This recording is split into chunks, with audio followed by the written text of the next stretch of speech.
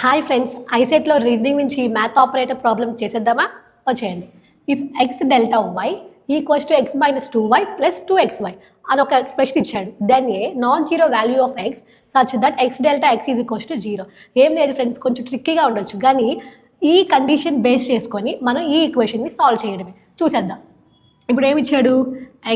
X delta x is equals to 0 అంటున్నాడు. ఈ ఎక్స్ని ఈ వై ప్లస్లో సబ్స్టిట్యూట్ చేసుకుందాం. X delta X equals to x minus ఈ వై ప్లస్లో ఎక్స్ వేసుకొని చెప్పా కదా, సో ఎక్స్ వేసేసుకుందాం. దెన్ ఏంటి? ప్లస్ 2x వై ప్లస్లో మళ్ళీ ఎక్స్, సో ఎక్స్ వేసుకుందాం. చూసుకుంటే ఎక్స్ డెల్టా ఎక్స్ ఏంటి? 0, సో 0. నెక్స్ట్ ఏంటి? X minus 2x minus x, then plus ఏమొచ్చింది? 2x square. ఇప్పుడు నార్మల్గా రాసుకుంటే 2x square minus x common తీద్దాం. ఎక్స్ కామన్ తీద్దామా? ఎక్స్ కామన్ తీస్తే ఏమొచ్చింది? 2x minus 1. ఇక్కడ 0 మర్చిపోవద్దు, 0 వేసుకుందాం. ఇప్పుడు సాల్వ్ చేస్తే ఏమొచ్చింది? బేసిక్గా ఎక్స్ ఈక్వల్స్ టు 0 ఒక వాల్యూ వచ్చింది.